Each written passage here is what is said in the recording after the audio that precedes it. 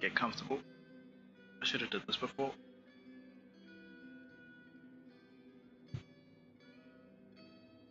Okay. Well, apologies for being a little late. Yeah, I meant to start streaming at 2. I think it's 2:30 or something, maybe a little bit more than that, so yeah.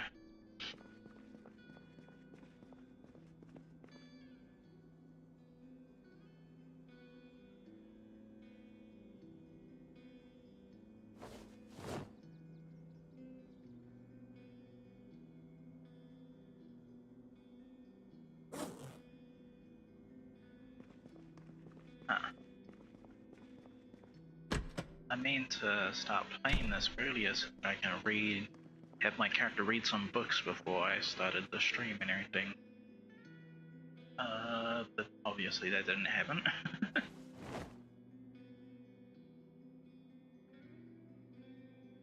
I was really liking that kind of what I was doing with.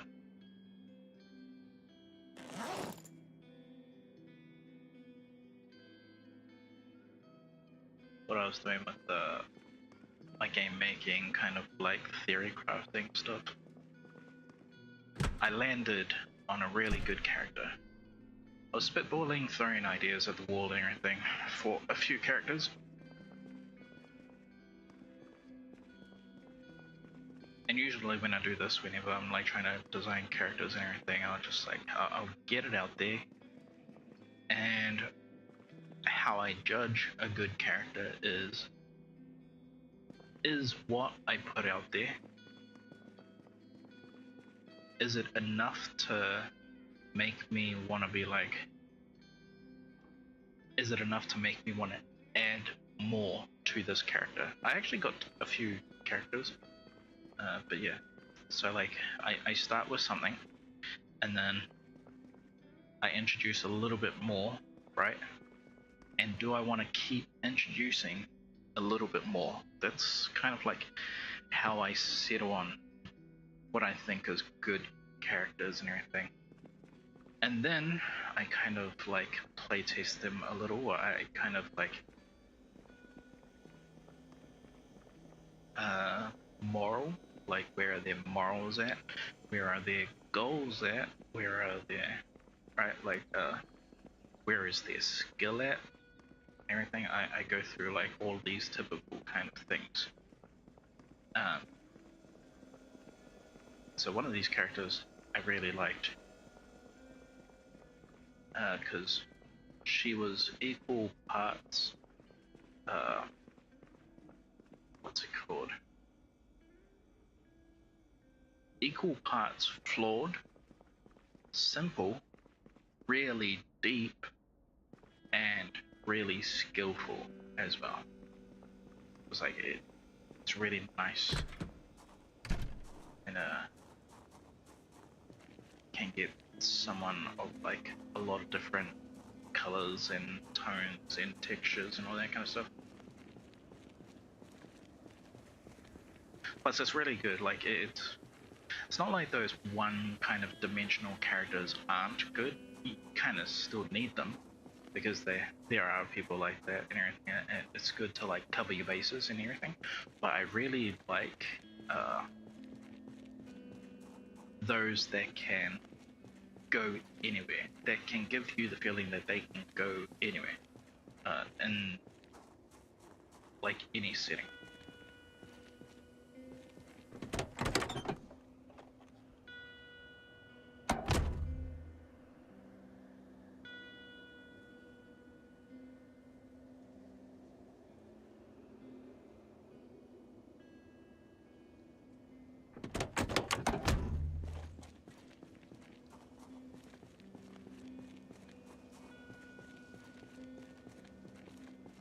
So yeah, I landed on this weirdo. She's pretty good and everything. She's got some darkness in her, for good reasons and everything. Pretty controlled, but like doesn't give off the kind of vibe of someone who is in control, right? Like they're not a robot, everything.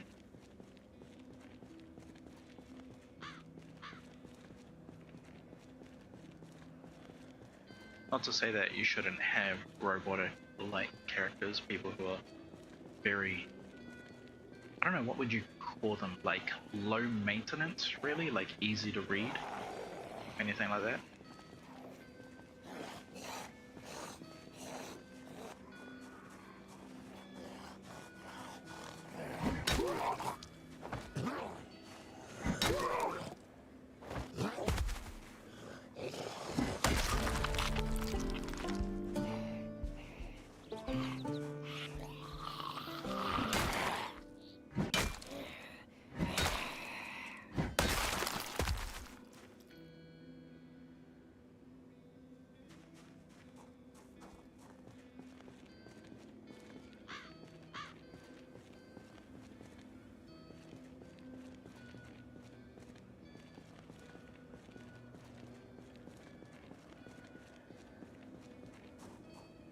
Let me go around to the front.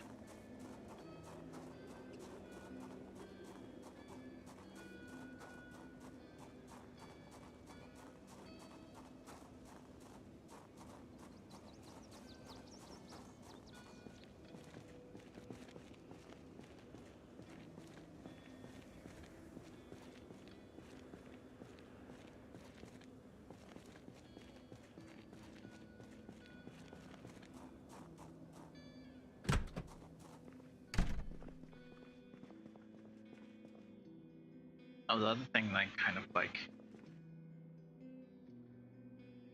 kind of make a point with some characters is like, are they in a fulfilling role? Like, are they important to where,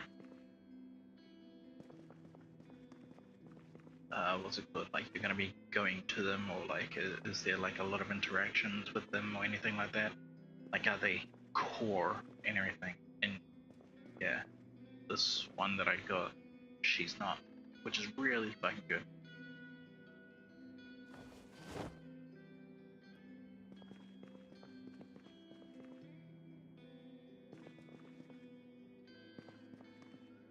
Because it just like, it kind of shows you those really important core people, then it kind of it builds out the people around them that those people choose to have around them and everything. And so this person's like one of those, pretty much. But it's a little bit different.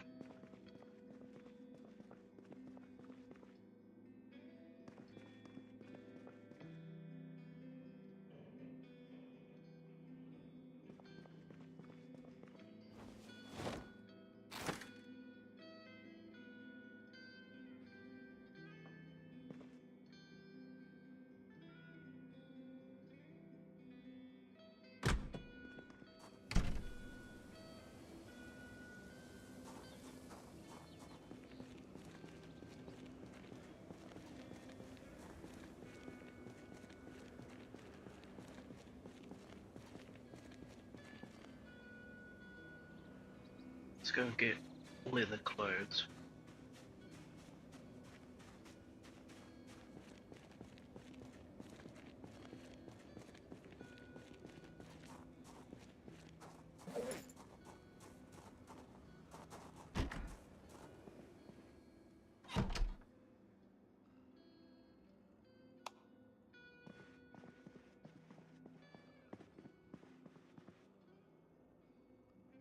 Whoa.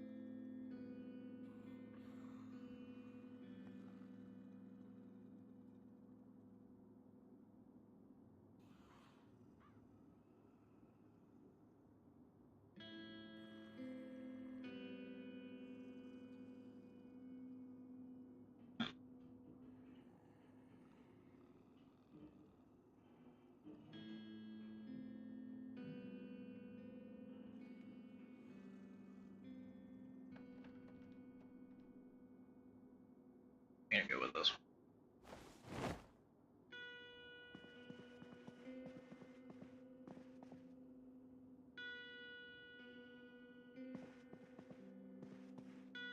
I have to just go dinner after.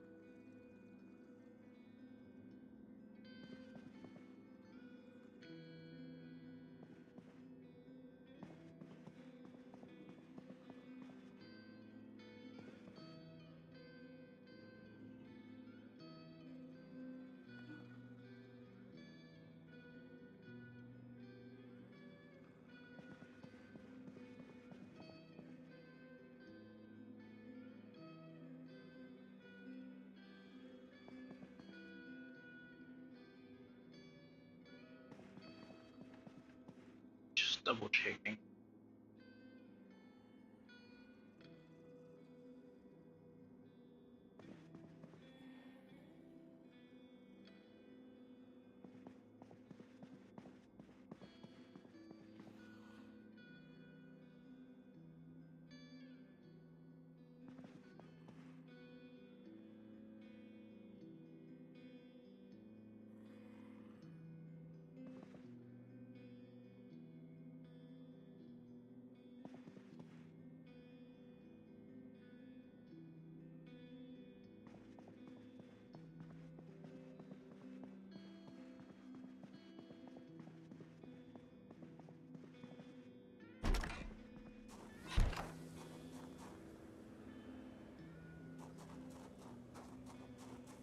Is this a restaurant?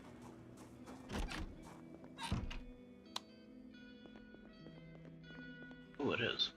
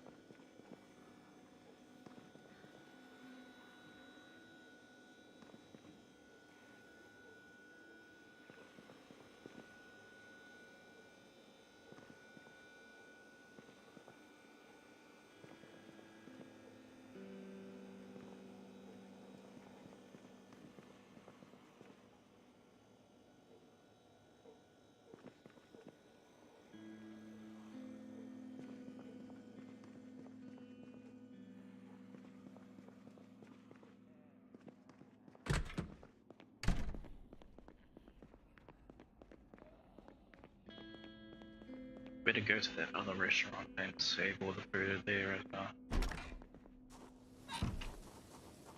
After I get this back.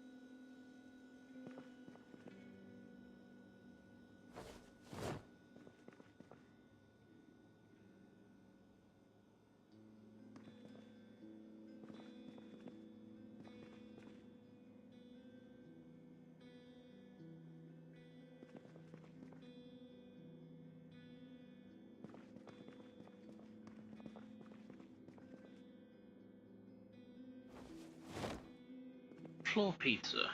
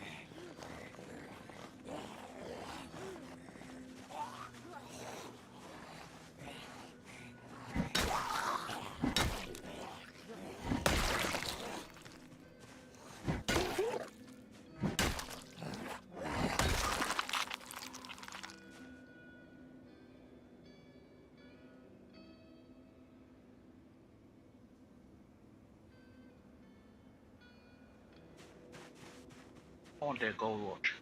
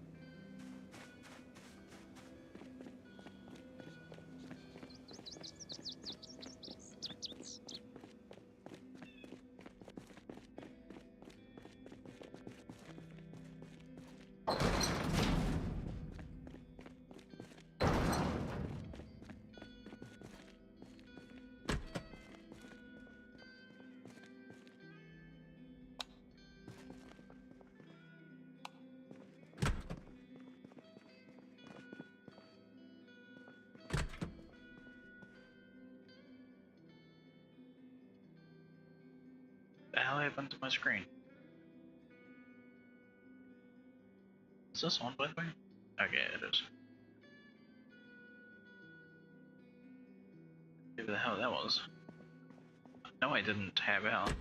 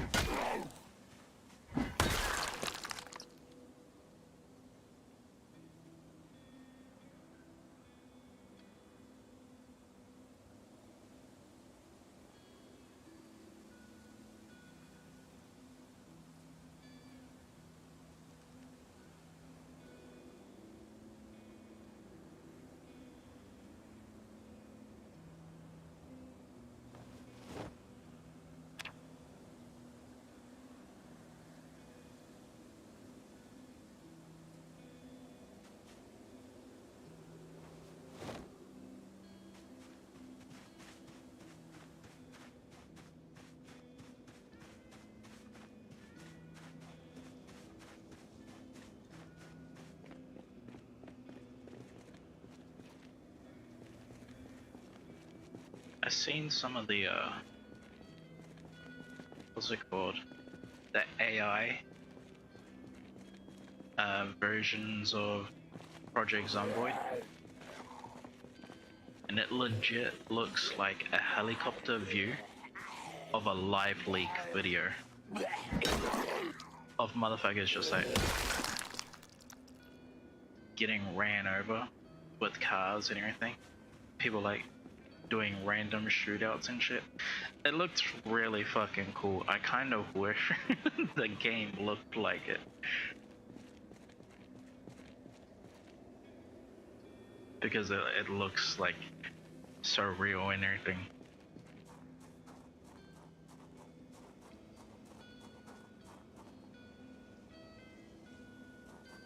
You could probably look it up as well, like, because they're very easy to find, but they're very cool.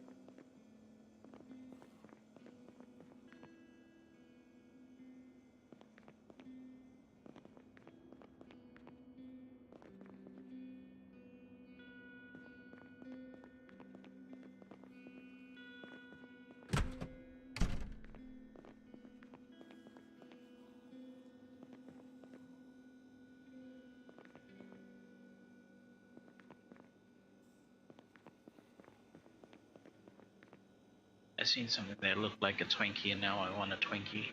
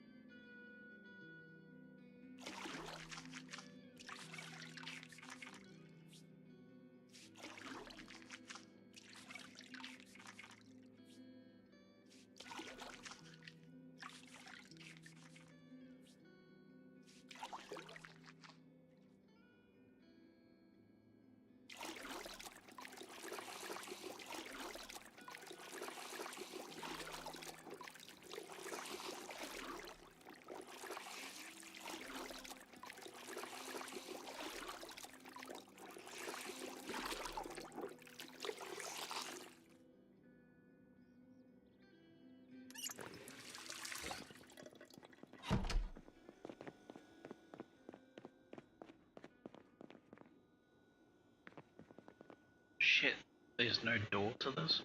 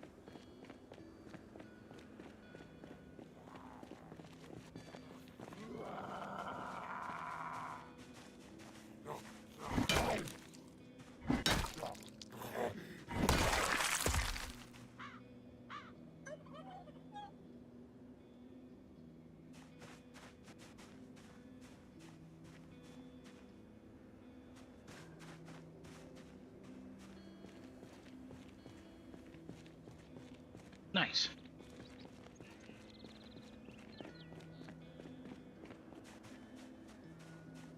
That gives me a lot of breathing room now. But I would really like some sheets.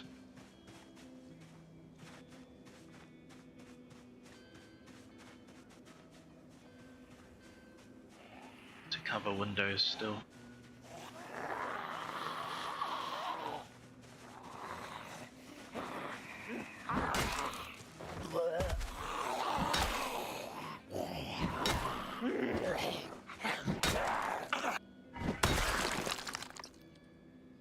Because there is still a helicopter event that comes and goes.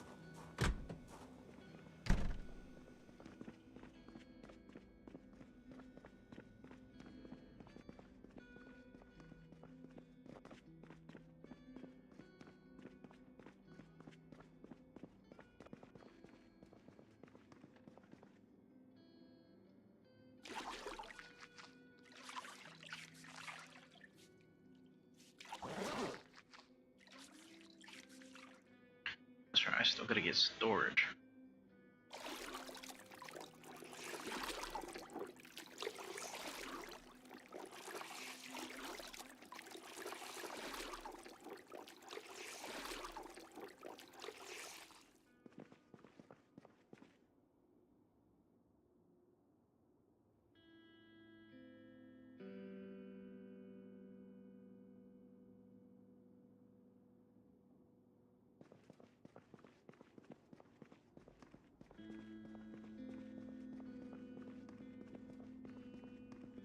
I'd rather save all the stuff that I can take apart here for like nighttime, and during the daytime go and take apart stuff outside of the base.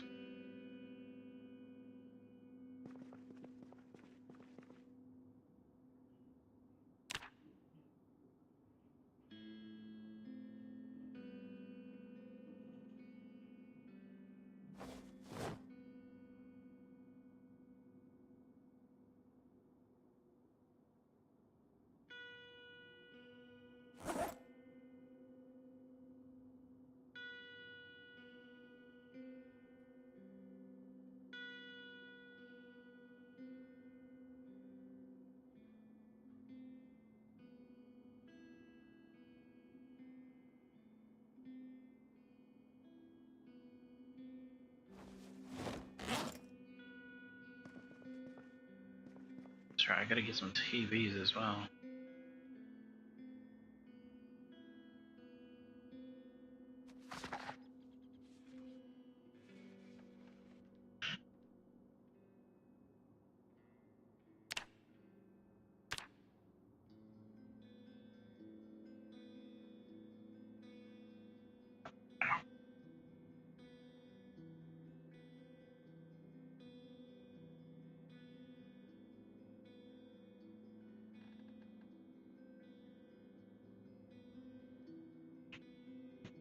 Ow.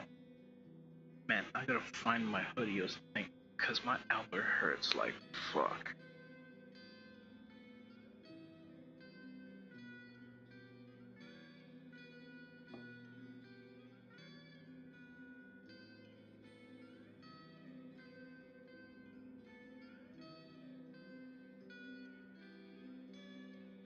Ooh.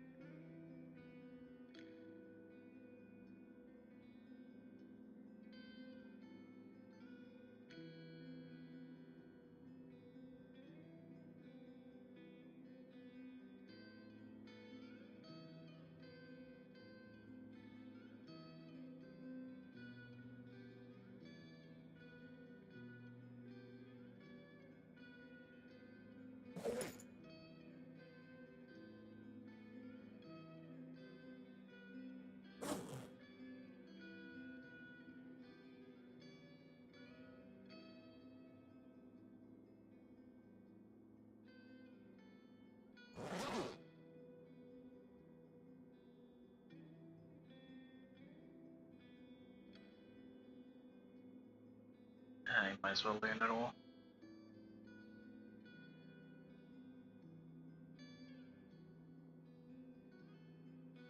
I'm asleep at that gas station. It's a pretty bad spot because there's 2 open windows and everything. But at least the door upstairs to the actual bedroom can be shut. So that should save me.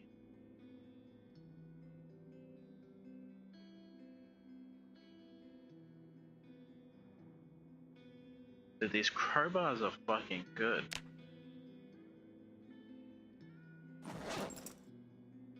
Oh shit, the condition is actually finally fucked. Better start carrying around another one with me.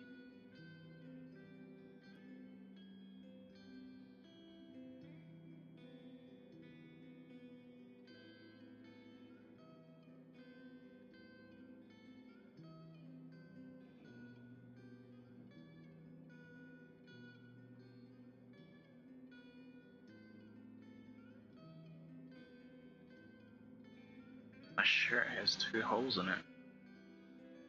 My t-shirt has a hole in it.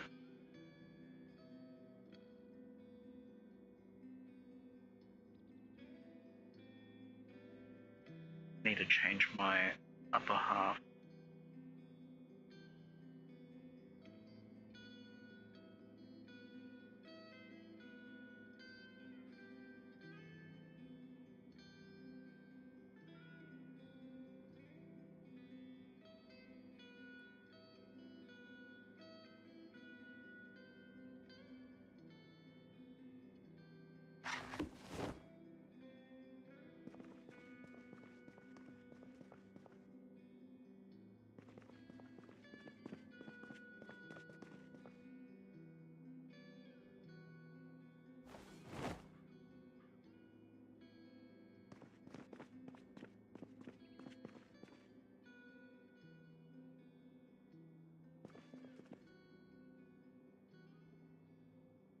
Where's my other crowbars?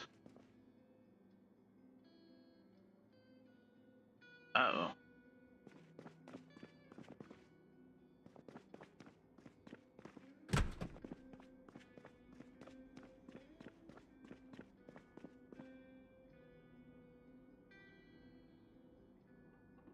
Fuck it, that'll do for now.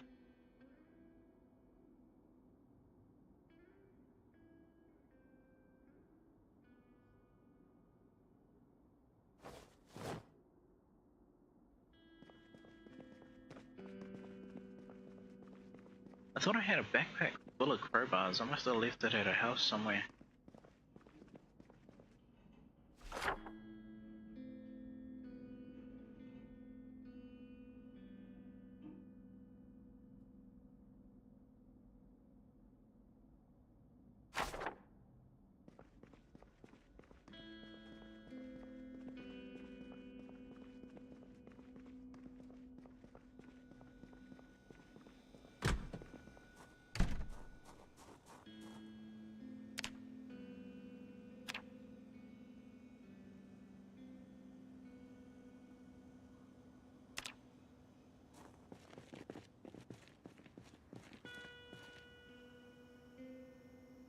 I don't think I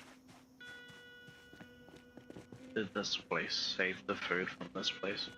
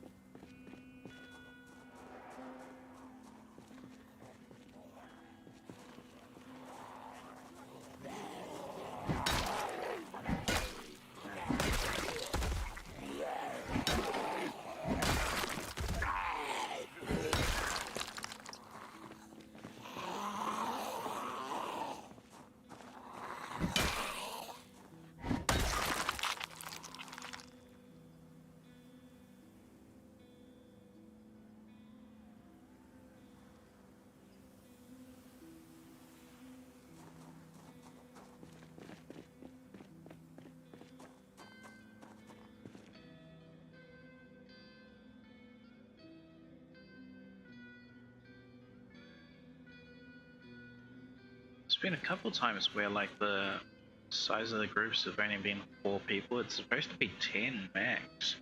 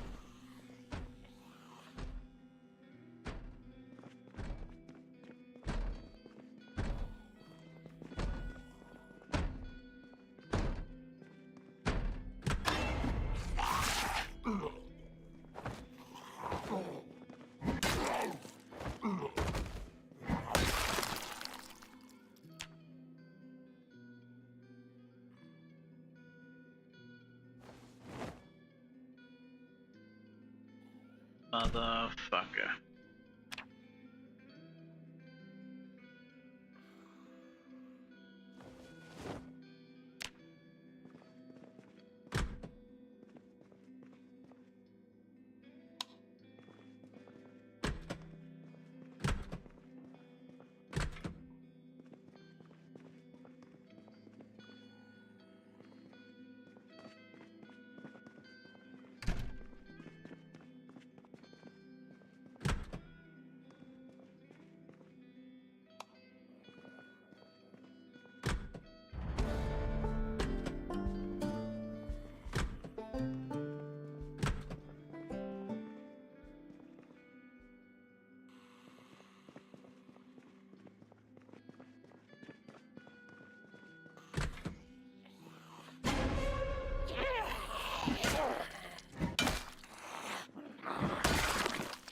Had to be in the fucking kitchen, didn't it?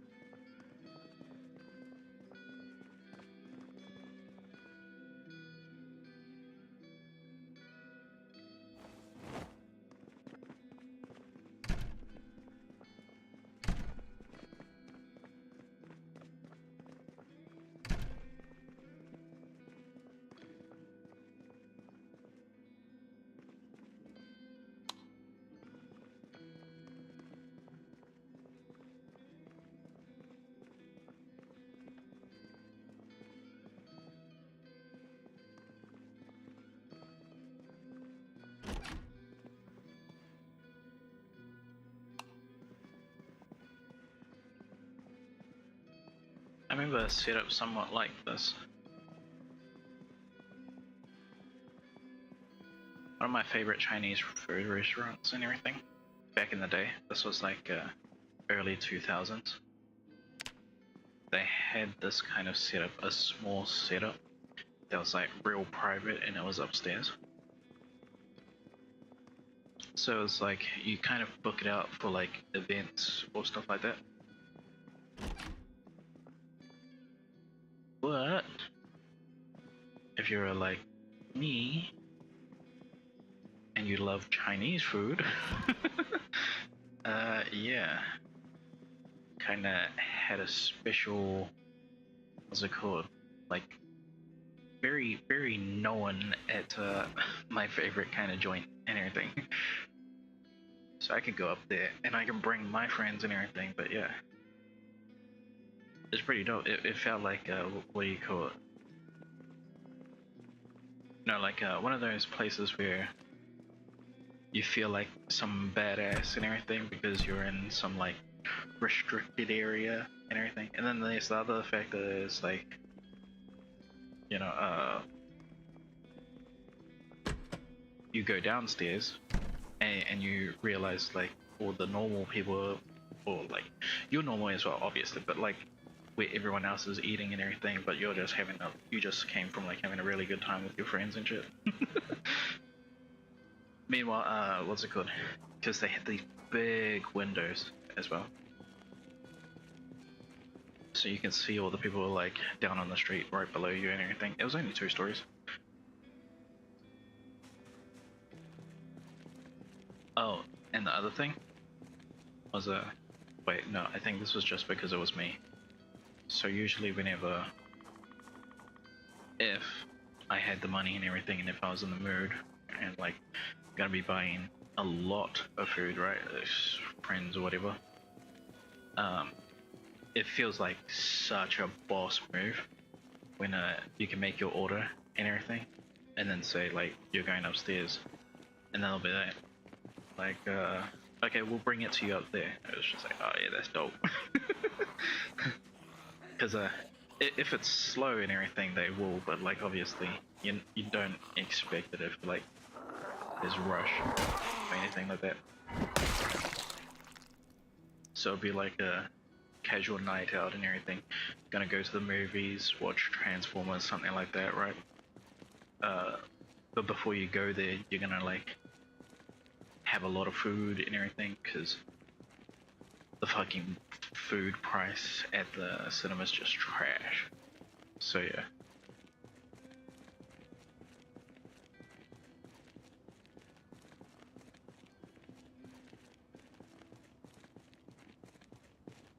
Even though, what's it called?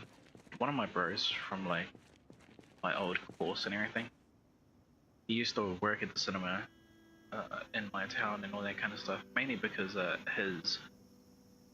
think it was his aunt who actually owned the cinema and everything in my town. And so like whenever he was working there and everything, sly deals.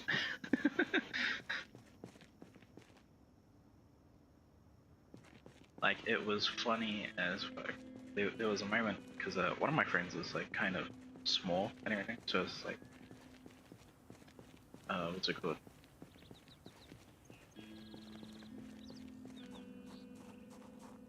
So it's kind of like maybe he could get away with like a kid's fucking ticket or whatever.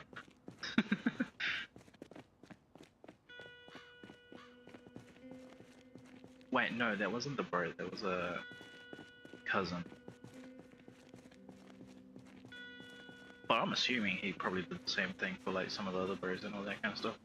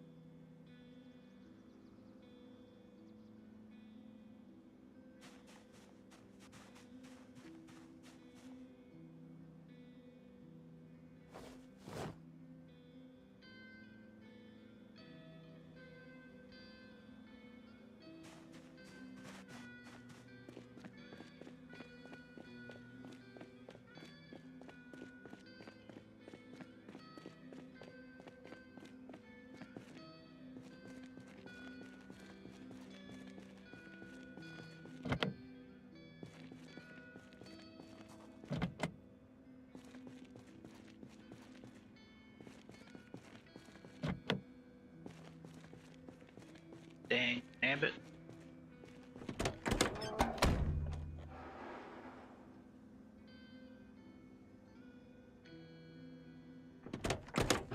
Wait a minute.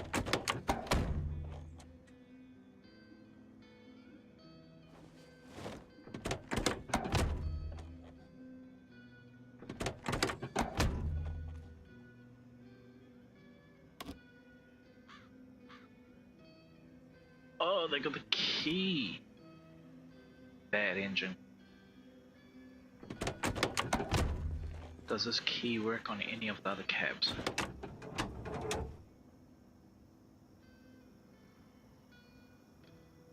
Wait, the engine's good. Is it the gas tank that's wrong with it?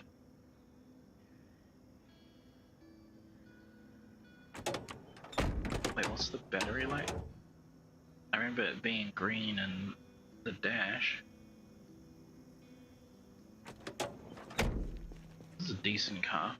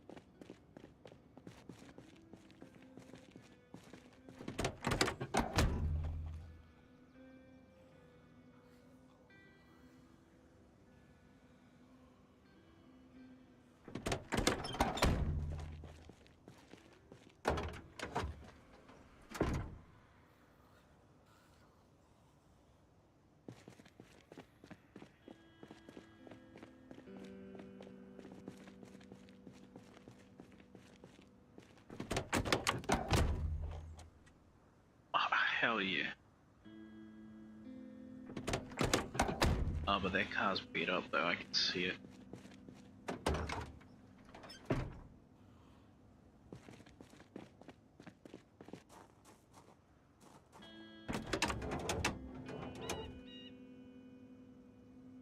It's a shit ton of scratches. Wait, engine's still good.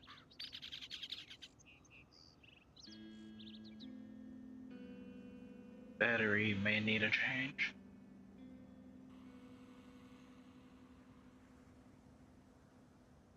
Front left brake. That looked good. Just no gas.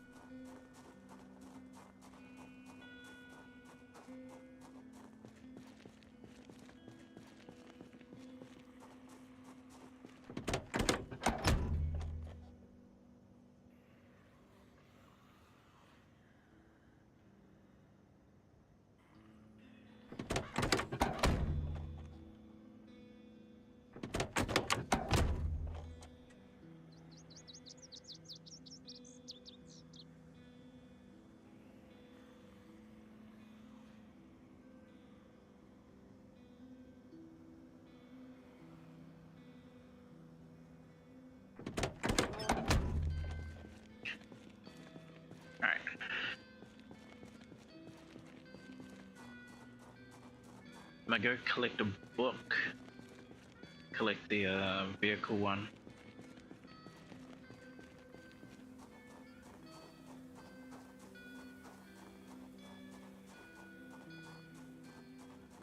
Then I head to the gas station for bed.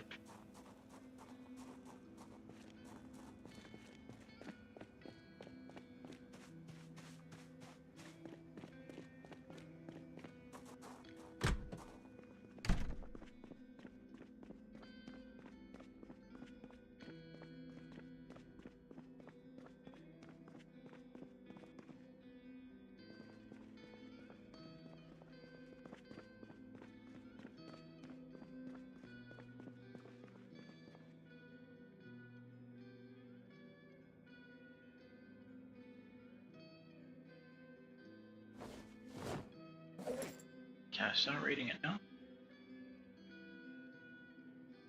No.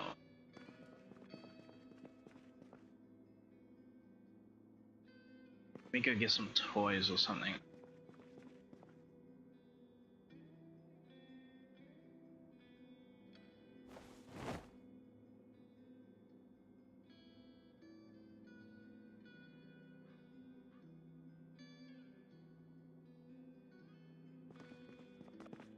By toys I mean stuff to like start ripping cars up.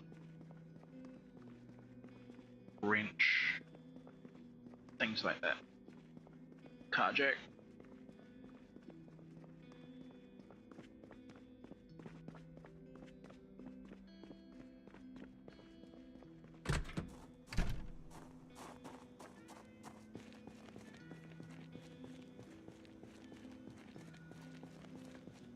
Son of a winner's hole. Alright, I'll be right back. I just gotta go pee.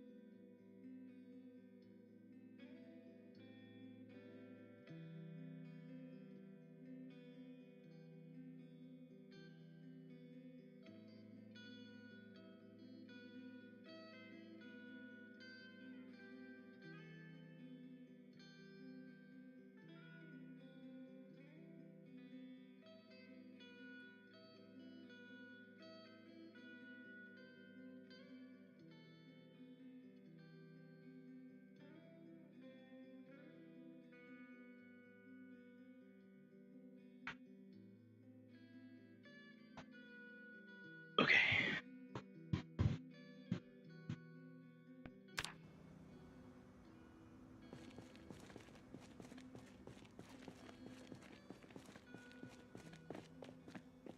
I want to keep the vans, but I need to find beat up vehicles that I don't care about, so I can just destroy them. Which doesn't look like any of these vehicles. I have to... Wait, I think I remember. Yeah, there was a beat up vehicle. There was two beat up vehicles in the middle of the road. Oh wait, I don't know if I can actually destroy those. Because I think I wanted a car to like move them out of the road first.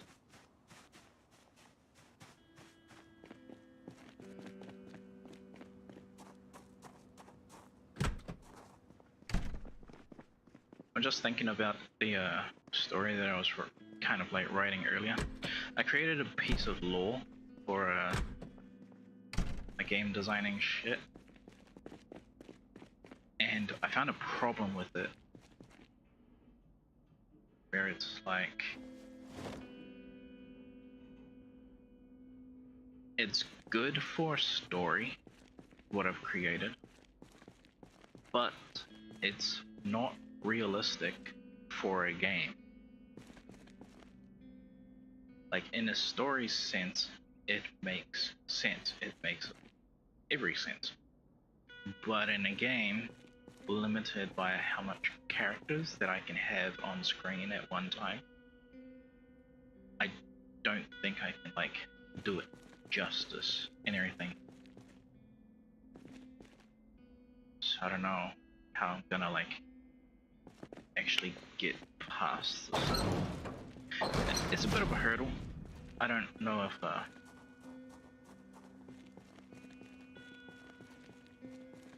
because the thing that I have to make sure like functionality wise is to deal with lag. And so if you have a quote unquote realistic kind of military system and everything, so that's military numbers, platoon of 30 to 40 people and everything marching around, but then again we're talking company size, so that's 3 to 4 platoons, so 40 times 4, fuck, I don't know, 120 I think maybe.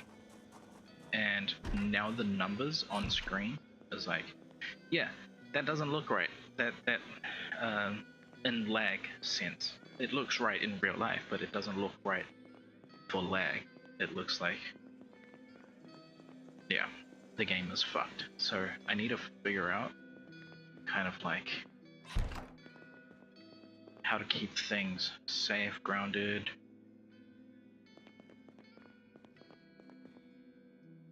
still functional and everything.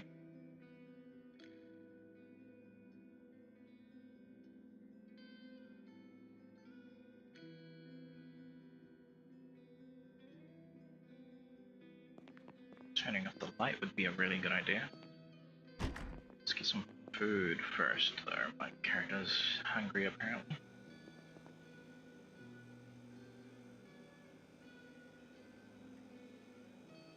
I have mutton chops.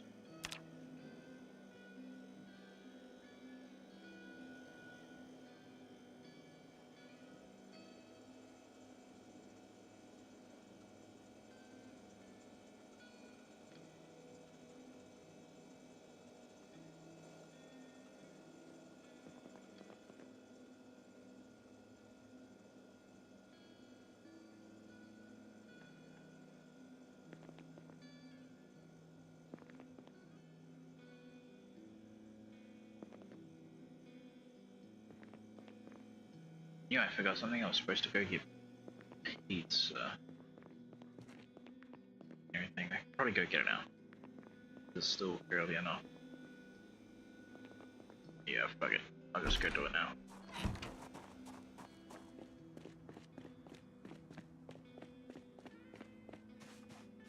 My guy's gotta eat now. He's gotta eat when he wakes up.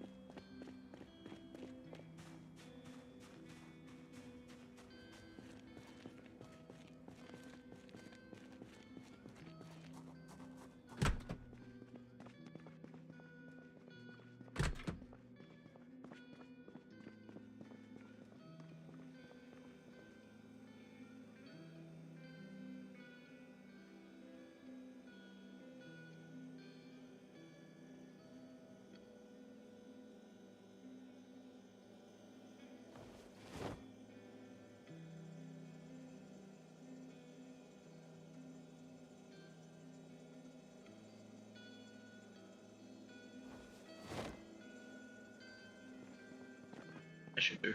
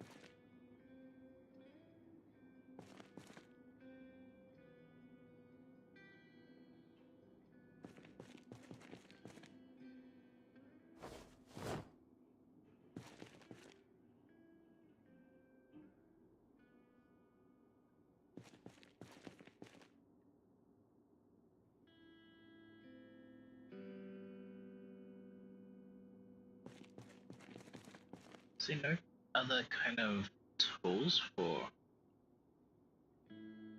cars? Really doesn't like it.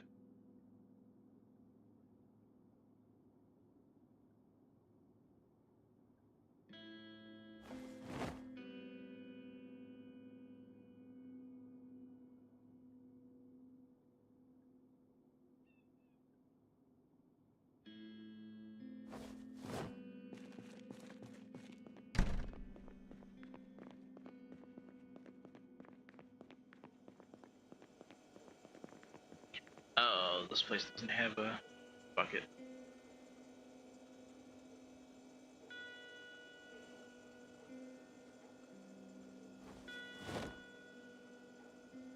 We don't need.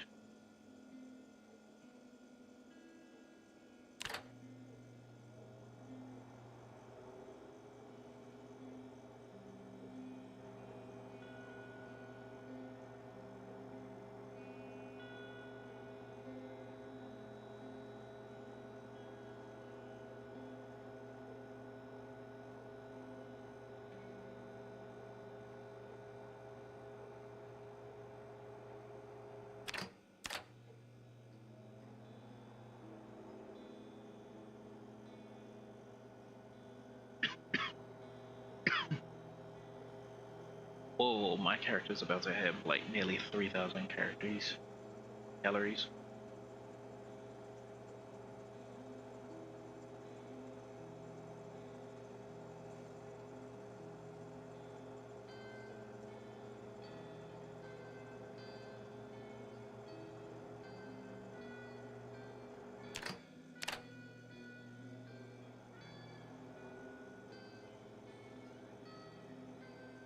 Is that it? There's no coke?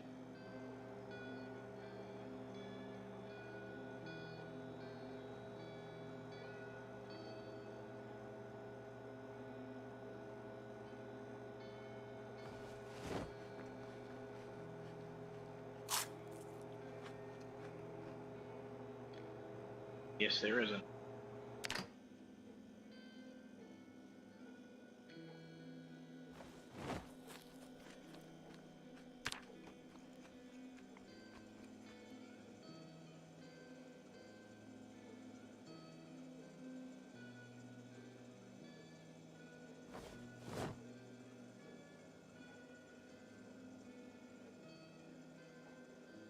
Ugh.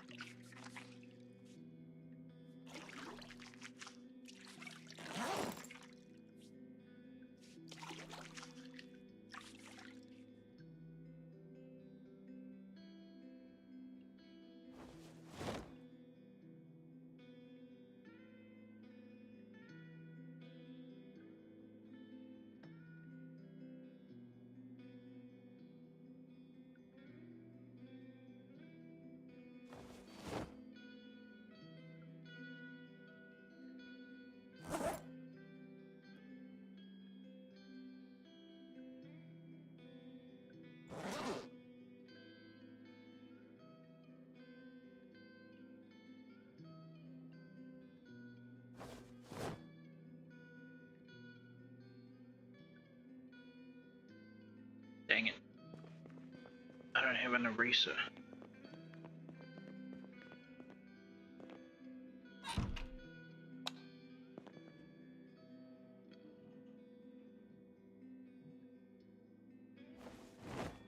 Oh shit. One moment. I'll be up. Right back.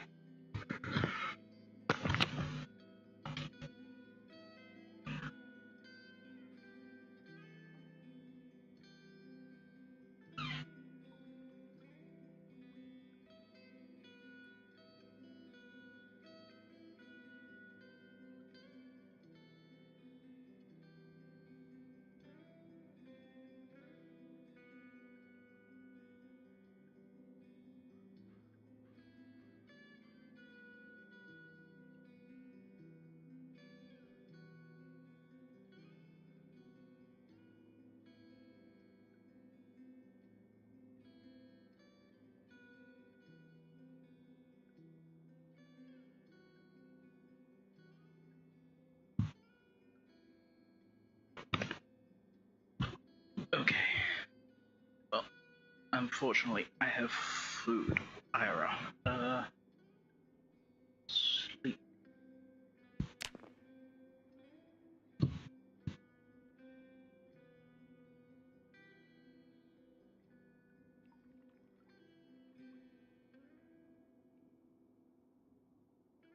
I gotta get TVs, man.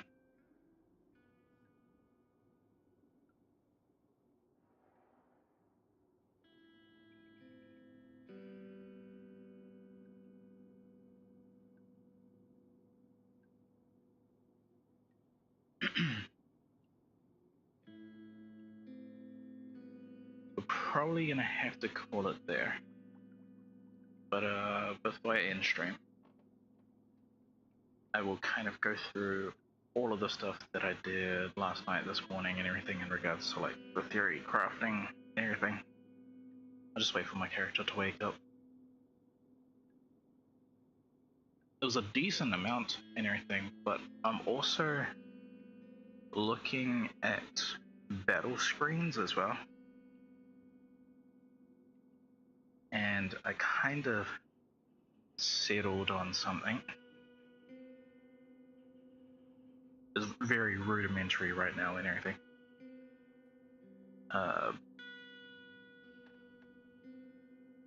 Mainly I'm looking at functionality and all that kind of stuff.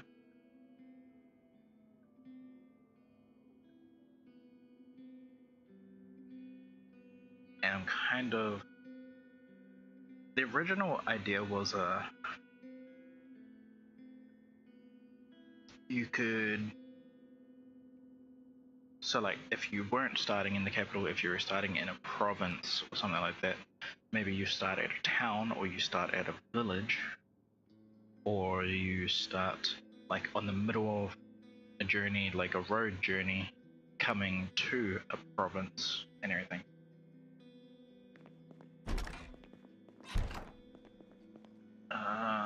Actually, yeah.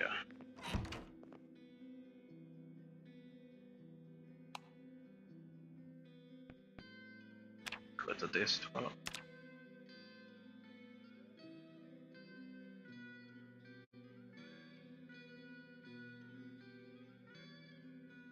I was in... Fuck, I was in the wrong screen. Was in full screen the whole time, son of a bitch. I could just kick myself. I was supposed to be in this so that the screen was like actually in fucking full screen for the game. Son of a bitch. I messed up. I gotta make sure I like fix things next stream. Son of a... Man, that fucking sucks.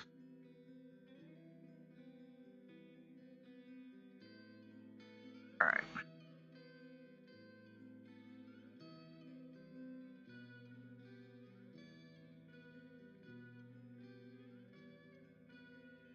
Nice title, I know.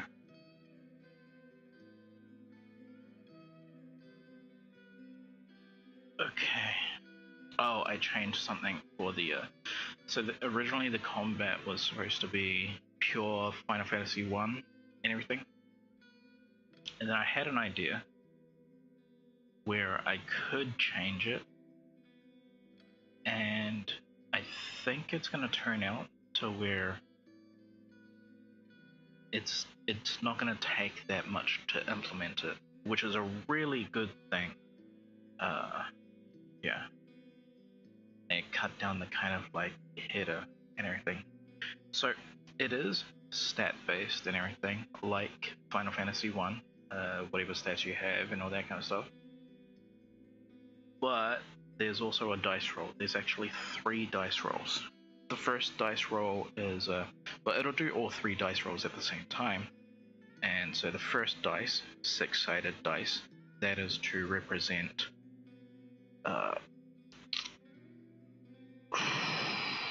supposed to represent position. So like how well your character feels in their like position to do an action and everything. Now this is that option will only come up if you're on an uneven surface or anything like that at the start of the fight. But if you're on like a even surface, like good footing and everything, then it's just not going to prompt that dice roll. So yeah. The second dice roll is for the attack, whether you achieve the attack or achieve the attack and set yourself up for a counter attack and everything, or a block. It's like stuff like that. And then the last dice is a 20-sided dice, and that is critical, your critical percentage and everything. So it's like saying, yeah, whether you get the critical or not, and what is the like strength of the critical if you got it. And yeah, where is my other page?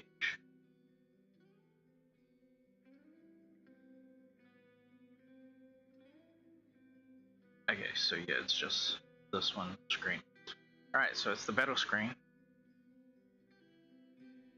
So all of the combat is going to be on the left hand side and everything. It's traditional Final Fantasy 1 style, so all of your people will line up on the right side and everything, and we're going to be versing the left side.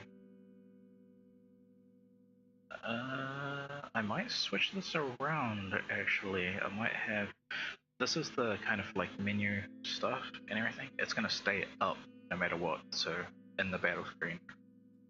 And so what it's supposed to represent is it's supposed to represent you, your character's like injuries, if they have anything, or the health of each limb and everything, stuff like that.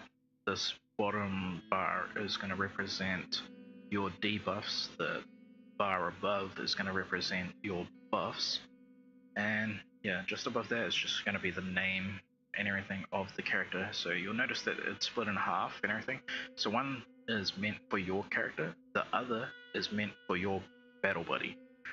Now originally, yeah, this has changed quite a lot, because the original was supposed to be you could group up with 4 people. The thing is though, in the combat, is you are only responsible for your character's actions. Even though you're in a team, that doesn't mean that you can tell the team members what to do. Maybe you can, I don't know if I'm going to go this way, but maybe you can give a verbal response to ask one of your team members to do a task. I don't know if I'm going to go that way as of right now, but yeah. Realistic, like the idea is you're going to be in charge of your character and your character only. But because you work in teams of 2, you need to be able to see if your partner is if he's damaged or hurt in any way. So yeah, you need to know his debuffs, you need to know his buffs, you need to know, like, so you work like that. and everything. Or at least that's how I kind of have it now. I don't know if I'm gonna change it later again. Oh, that's right. I settled on the magic system. I think I wrote a shit ton more than the magic system.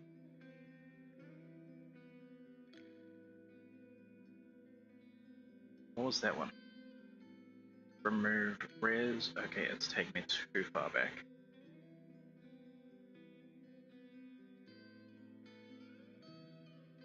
Stonehenge Square. Crypt of the Kings.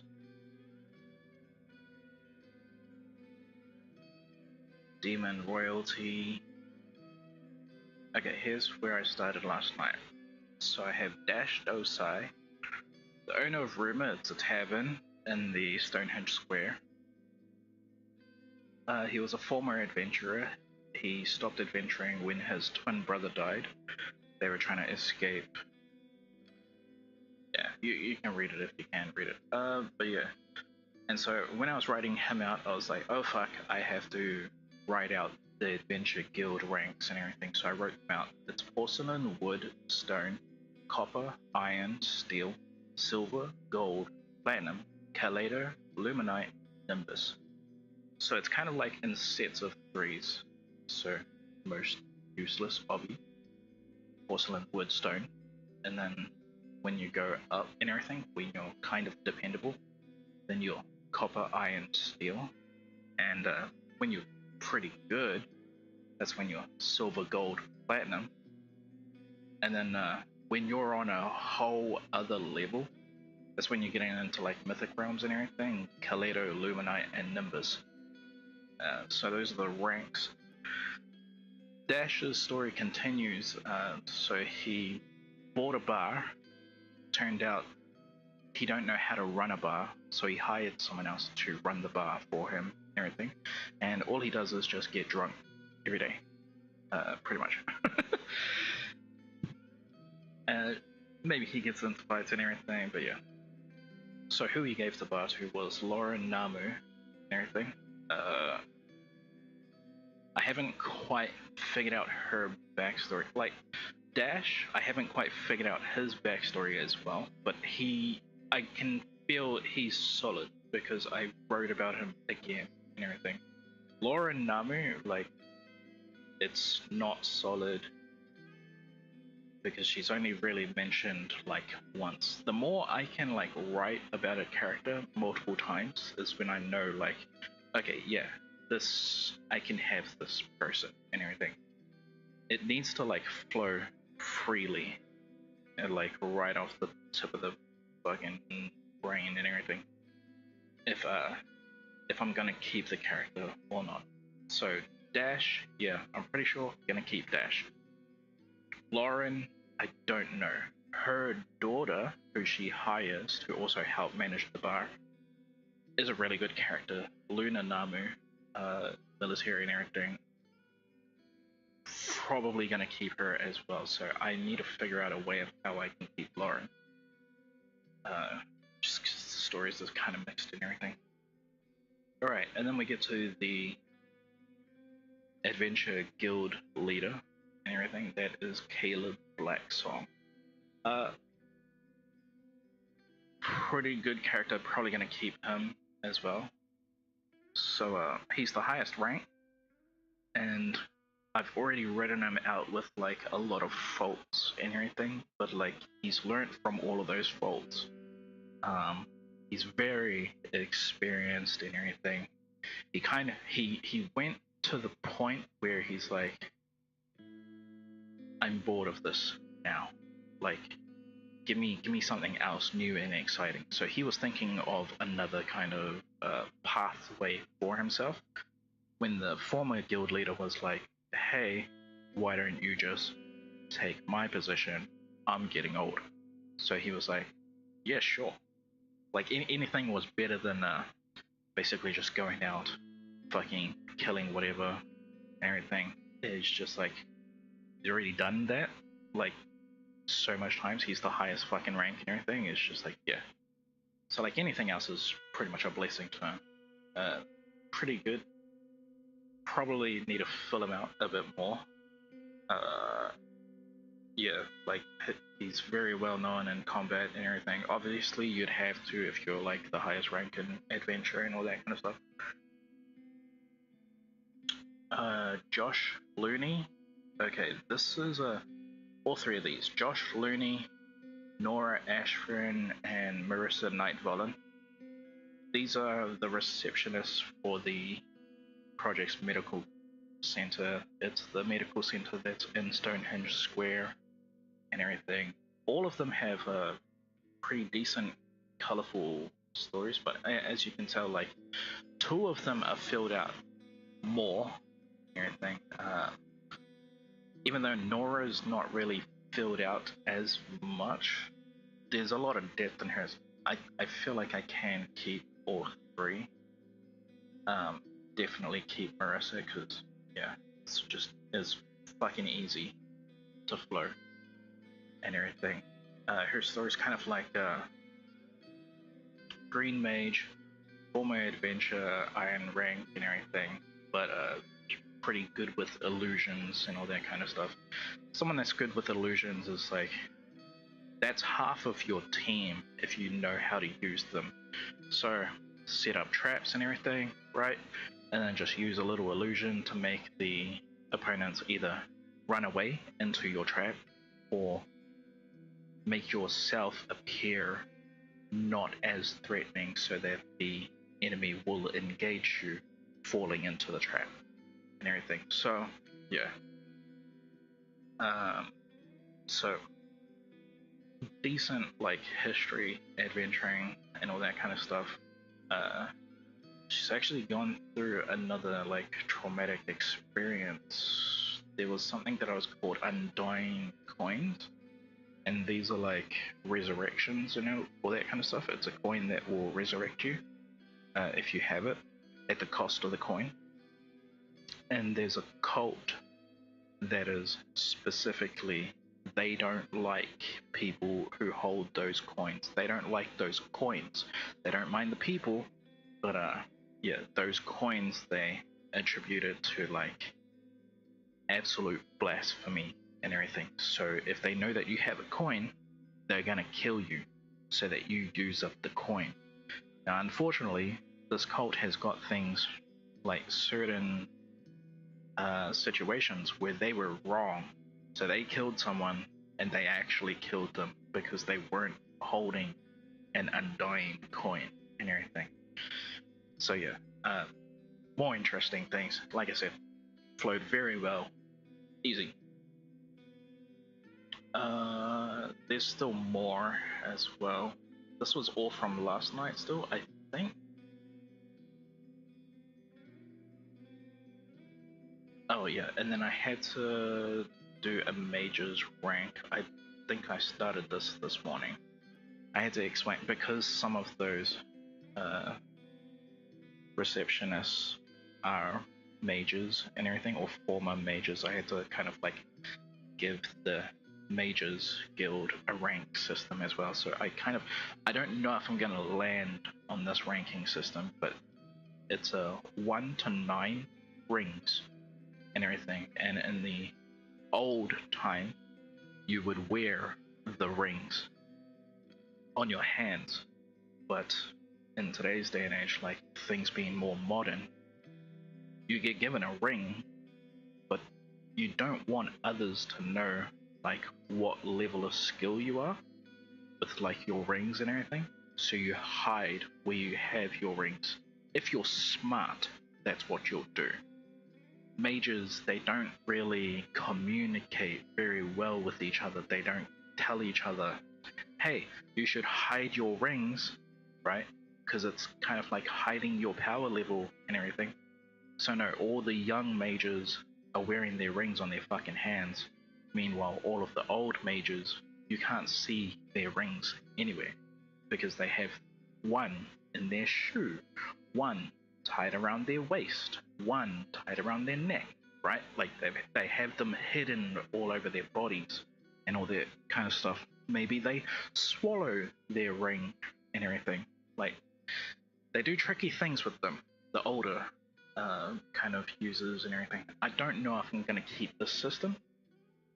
It does make sense though in regards to like why you're a mage, because there is another magic system that I'm thinking of where it's like you're not a mage, but maybe you have mana and you can use mana and everything, just not in the traditional sense of like how a mage would study a spell to understand the spell, to use the spell, and then have the power like continuously going through this revolution kind of process to build up their mana to where they can use that spell for as many times as they want and everything. It's just a difference in the training and a difference in the tools between the two kind of magic users and everything. Like the military has magic users and they have their own kind of mages, but they're not a traditional mage unless if they go through the mage school and everything. It I don't know if I'm like explaining it right. It does make sense, like the way how I kind of like vision it and everything. So I think I am gonna like land on it for the most part.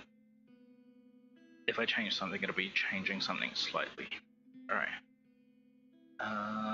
The Mage's Guild doesn't advertise a mage's responsibility.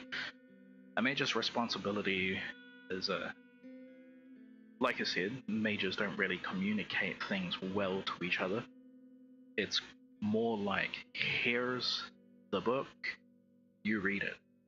And when you read it, you come up with your own interpretations and everything.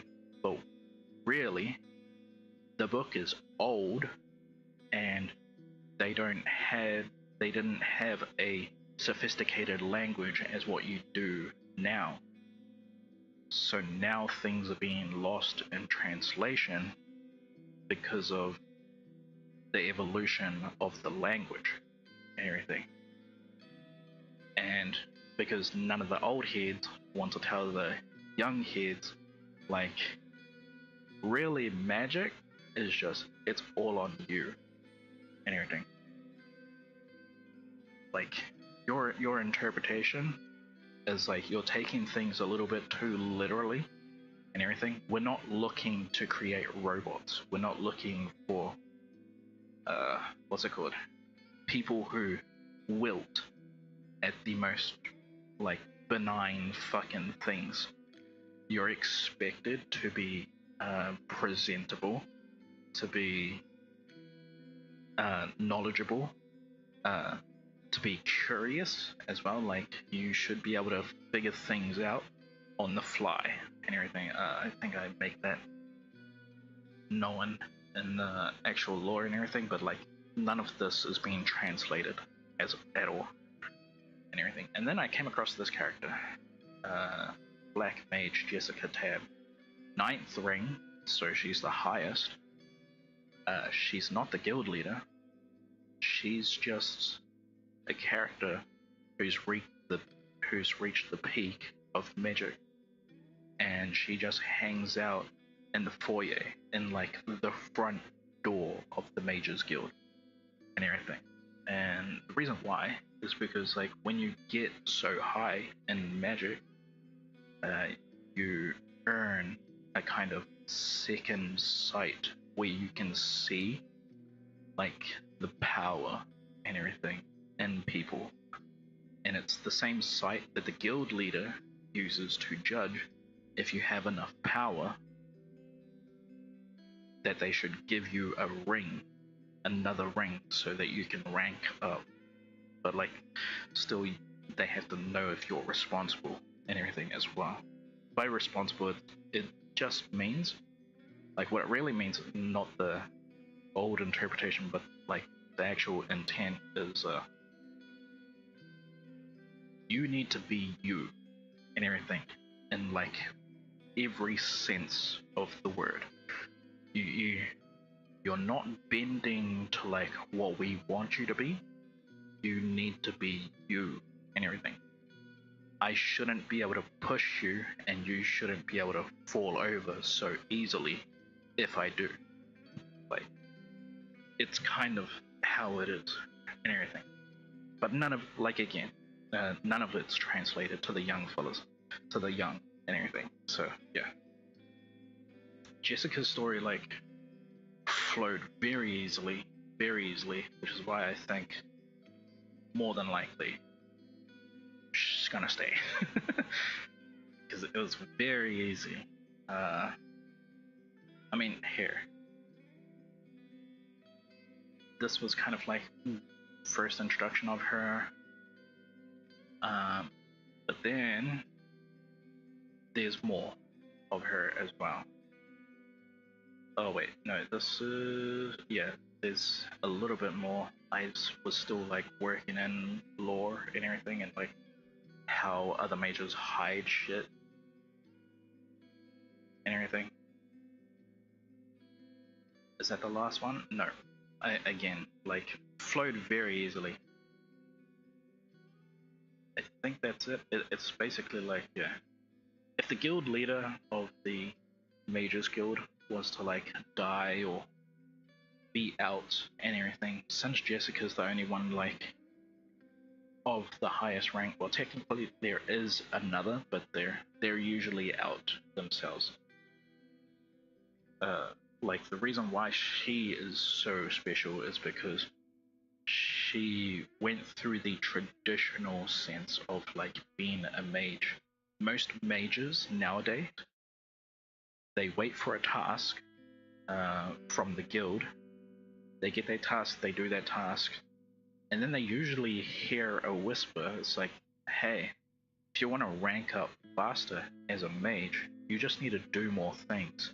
You don't need to get more tasks from the Mages Guild. You can join the Adventurers Guild so that you can do more tasks and everything. So you kind of like level up both at around the same time, and it usually works for most people. And it is supposed to be like that as well. Like I said, a lot of the Mages Guild stuff is open to interpretation. It's supposed to be on you. You're supposed to be like proactive, go-getter, like, and everything. So yeah, like, but Jessica, she went through like the very traditional way. Basically every task she did, she got from the guild, and she's at the pinnacle of magic. Everything, she's at the highest point. She hasn't had to go through like another thing, and she wasn't really like constantly berating to get new tasks and everything, because she was always doing something if she didn't have a task, all that kind of stuff. So yeah, like running her own experiments and everything. Like I said, flowed very easily, very easily. After that, working on the military system and everything, and like I said earlier when I was playing, the military system, it's good as a story, it's not good as gameplay, so I might have to rewrite this, or I might be able to keep the same system that I have in place, just shrink it down even more and everything. So I made it believable. Like, I think I can write a story about it and everything, and it'll be, sure, it's fiction, but it's pretty good fiction. It's the kind of fiction where you can kind of see it very easily and everything. But that doesn't mean like the game engine that I'm working on is gonna be able to like present it and everything. So yeah. As more military, I think that's where I ended. Oh, the card system as well, military ID and everything. So it's kind of like you have your rank, you have your name, you have your proficiency, and then you have your military number and everything. So you have rank, first genre, name, Wayne Cross, proficiency, sub 9, and then his military number is 01115, which means having a 0 first means that you're a support class and everything. If 0 is your first number, so I was just writing down like what the different supports are. 01 support infantry, so like yeah, he supports infantry. He is the first division, first platoon, 5th member, so that will be, since 1 is team leader for the first team, so the 3 others behind him, this guy being 5 means he's a team leader for the next 3 behind him, so 6, 7, 8 are the 3 members in his team, but he's the team leader of it. Yeah. And what's it called? I think I have the infantry like system down. I haven't got the cavalry system, artillery system, medical division, navy division, and air division yet. Recon just basically speaks for itself. But yeah, I gotta fill those in. If I'm gonna keep it, I don't know if I am. It does make sense, so I feel like I probably should. This is the cycle, so this is where, like, once again, it's starting to feel more realistic and everything. So it's kind of based on a 6-week system. When you start your cycle, you are 6 weeks in training, then you are 6 weeks in deployment, then you are 6 weeks light duties. Light duties means you come back to the capital and you now are the quote-unquote police and everything for the capital city at that time. And then after that 6 weeks, you have 6 weeks off duty before you start your cycle again, if you go through the cycle. Like, typically you can bug out during any of these, but what's it called? Oh wait, oh, did I pass that? Exigent circumstances and exigent status. Here. This is funny shit. Okay, so I just asked the question, why do people choose to join the military in this world and everything? This isn't real life or anything, but yeah, just in this fantasy world, it's fantasy and everything. There's no correlations to real life, even though there probably is. Yeah, so first is chicks dig scars. There's a lot of fuckers in this military that are doing it just for the sake of being attractive and everything, or being seen as attractive. Very vain shit. And then the next kind is, I want to kill someone and everything. So yeah, you got your murderers and all that kind of stuff, but they want the legal right to do so and everything. So yeah, we got our fucking twisted kind of people and everything. The AI, how the AI handled that was funny as fuck. It just does not understand. Then there's the kind that's, I'm bored, that looks like fun, meaning like the military looks like fun and everything, so they join. And then you have the ones that's like a quarter of paid time and free hassles and everything, which is basically like light duties and off duty and everything. Like a quarter of the time, or like half of the time of your service, you are like fucking around and everything, and you're getting paid for it. Like, sign me up and everything. So there's that kind of people. And then there's those that are immigrants and like they join for citizenship, which if you do 4 years of service, or exigent circumstances, which basically means if you go through an event that is beyond what your job requirement, kind of like what they expect or what they kind of ask from you and everything, there's a chance where they might just say, hey, you've just passed for exigent circumstances, you've just earned your citizenship, pretty much, like early and everything. Now you can like stay with us. You're gonna earn like more money now because you are a citizen and everything, but you don't need to.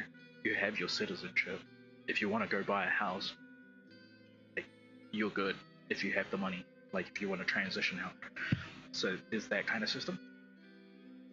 And then there's raised civil status. So there's a exigent status, and it's the process of kind of like the same thing as exigent circumstances, but it's where a commoner can become a noble and everything.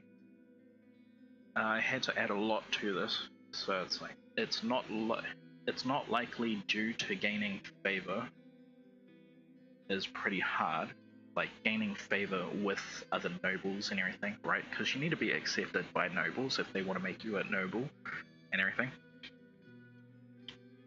But also you need to know and appear as a noble with manners and everything. Like you need to know a noble's customs, their traditions, and all that kind of stuff.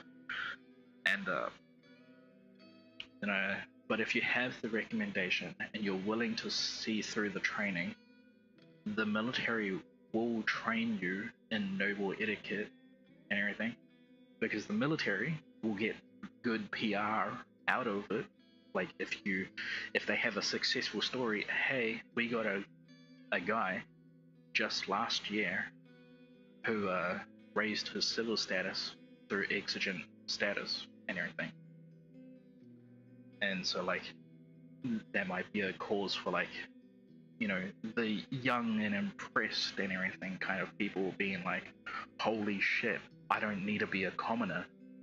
I can join the military and I might be able to become a noble.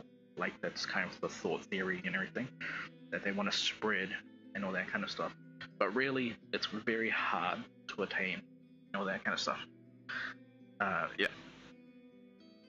After that, there is... Oh, and then there's the kind that are like, they just want to fight. And then there's the last kind, which is basically half a year to wander the system and get paid to do so. So like, yeah.